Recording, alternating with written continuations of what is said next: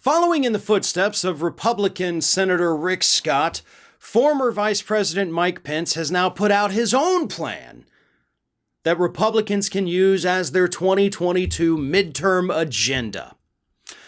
And it is just as horrible as you would expect. It may not have the tax increases that Rick Scott wants to put on the poorest Americans, but it does rehash some of the dumbest Republican policies that we have seen in several decades. Cutting regulations. Oh, wow, there's a new one. How deep did you have to dig to come up with that one, Mike? Cutting taxes. Oh, dear God, here we are back to trickle-down economics. Mike Pence is right there saying, we gotta cut taxes. Yeah, let me tell you something, folks. Do you know how many wealthy people have had their taxes raised since Biden took over, since the Democrats took over the House and the Senate? None. We didn't repeal that 2017 Republican tax cut, okay? That is still in place. So what Mike Pence is calling for in this, tax cut plan is to lower those taxes even further for the wealthy elite. Because they didn't go back up. It's not like he's saying we need to put them back where they were after our tax cut. No. We need to lower them even more. Like, he just doesn't want rich people to pay taxes. He doesn't want corporations to pay taxes. And I wish Republicans would just come out and say that. Like, stop it with the coded language. Everybody, including, by the way, your own voters, see through this right now. Trickle-down economics has never been more unpopular in the United States, and your 2017 tax cut scam was effectively you guys being Icarus, flying a little too close to the sun. You got arrogant, you got greedy, everybody saw through it, and they saw that they didn't get the benefits. So please shut the hell up about cutting taxes for the wealthy. It also includes, of course, increasing American energy production, even though American energy production is currently at an all-time high.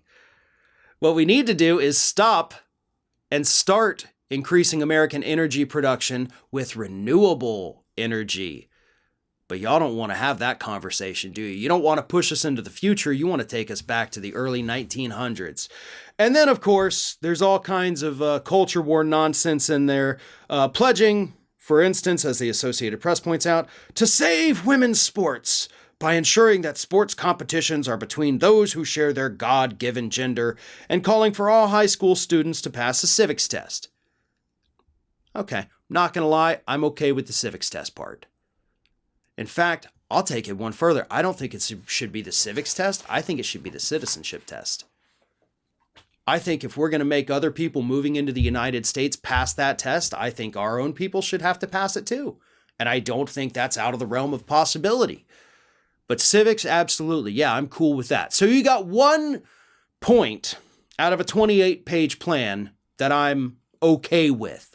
The rest of it is typical Republican nonsense. The same failed policies of the last 40 years added in with the new culture war issues that Republicans are pushing nonstop. That's what we're getting out of this legislation that Mike Pence, it's not legislation, this agenda that Mike Pence is pushing. So the question is, why is he pushing it?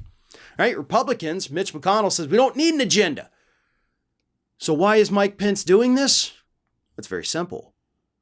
Mike Pence wants to take control of the Republican Party. He wants to wrestle it back from the extreme members of the right, take it back to his more classical conservative views of just tax cuts and deregulation.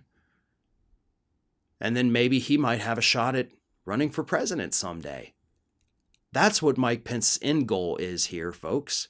That's what he wants to do. He's trying to regain control of the Republican Party so that it will support him in the future. Good luck with that, buddy.